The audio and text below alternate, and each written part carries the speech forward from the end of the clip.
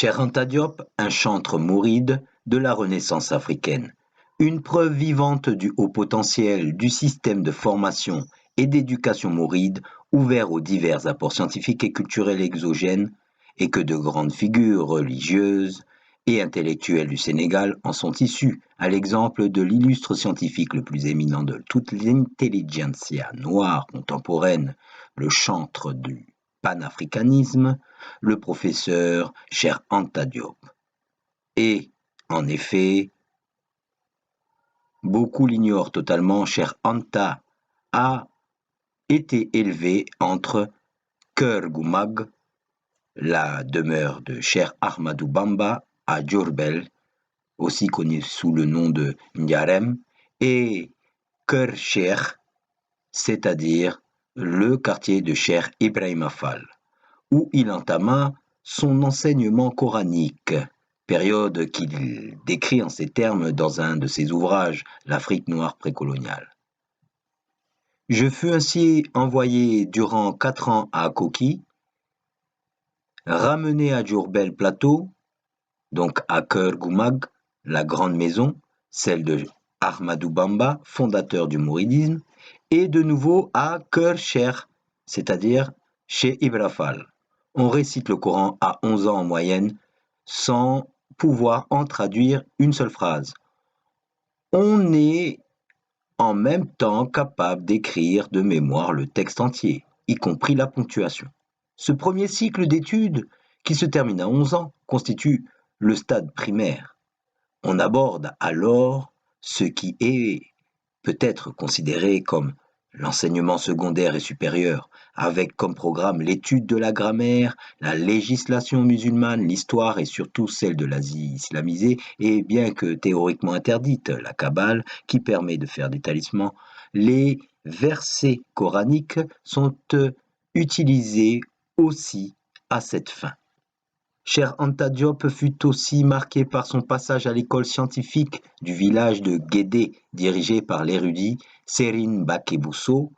cousin et disciple de Cheikh Ahmadou Bamba. Dans la communauté mouride, l'école de Guédé, village du Baol, avec le professeur Mbacké Bousso, s'intéressa aux mathématiques, à la mécanique appliquée, à certains problèmes de thermodynamique, machine à vapeur et surtout à la mesure du temps, quel que soit l'état du ciel, cette dernière étant liée à la nécessité de prier à l'heure exacte. Cette école était en passe de créer un courant scientifique de la même qualité que celui de la Renaissance, à partir d'une documentation strictement arabe, sans influence directe de l'Europe. Aucun de ses ressortissants ne savait lire ni écrire le français. Les connaissances astronomiques y étaient assez développées à cause de la nécessité de trouver la position de la Mecque, même en dehors des horizons coutumiers par observation du ciel. Il ne paraît point donc hasardeux de penser que Cheikh Anta Diop ait acquis sa curiosité intellectuelle et son goût pour la recherche dès les primes années de sa jeunesse en milieu mouride. Détail que citent rarement ou presque jamais, bizarrement, les nombreux intellectuels se réclamant de ces idées. Ce secret s'explique, à notre sens, par la contradiction que ces esprits forts ne peuvent s'empêcher de ressentir malgré eux, du fait de l'incohérence entre l'idée d'archaïsme et de féodalité qu'ils se sont forgés des mourides et le progressisme incroyable et les idées d'avant-garde incarnées par le professeur Diop, d'où leur embarras. Secret qui a pourtant son importance à l'aune de la nature et de l'envergure des travaux du professeur Diop, qui demeurent assurément immenses. Ces recherches constituent en effet l'une des plus importantes qu'un intellectuel africain contemporain ait effectuées à ce jour. Là, on parle sur le fait qu'il était mouride ou pas. Est-ce qu'il était mouride ou pas? Car sa famille appartient à une lignée des Diop, dont les origines se trouvent à Koki, Louga, foyer de connaissances réputé pour l'excellence de ses oulémas et la piété de ses marabouts. C'est ainsi que Mamor Anta Sali, le père de Cheikh Ahmadou Bamba eut à étudier durant sa jeunesse dans le village de Koki auprès de l'éminent Massamba Anta Diop, un ancêtre de Cheikh Anta Diop.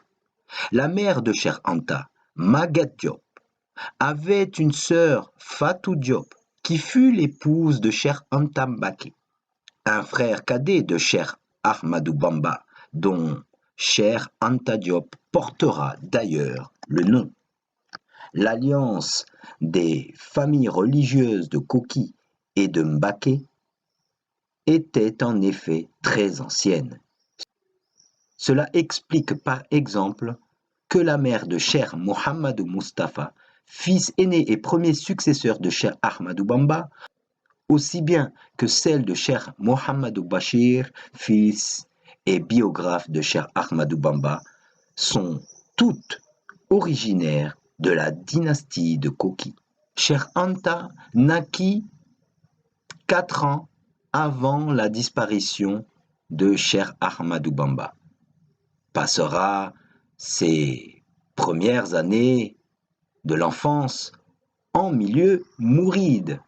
milieu avec lequel il conservera toute sa vie des relations étroites à travers notamment l'amitié profonde qui le lie